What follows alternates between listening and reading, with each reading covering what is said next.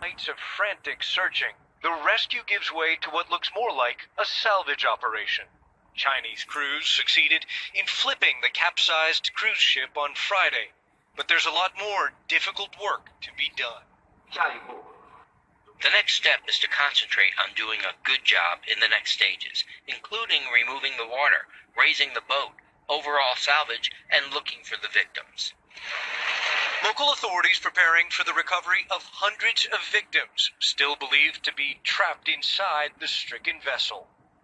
In the wake of the disaster, more than 1,000 relatives of passengers of the Eastern Star cruise ship converged on the riverside city of Jianli, desperate for answers about their missing loved ones. Some of them argue that a severe storm on the Yangtze River is not enough to explain this terrible tragedy.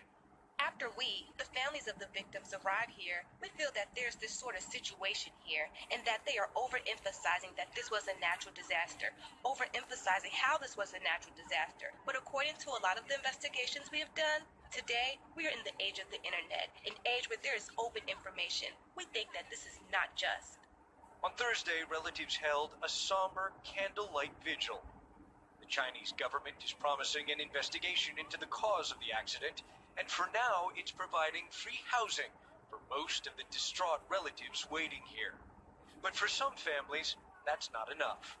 They sent us this letter they sent to Chinese authorities, requesting the return of bodies of victims to the families, and a meeting with a vice premier of China to explain why the ship sailed into the storm when other vessels anchored safely on shore.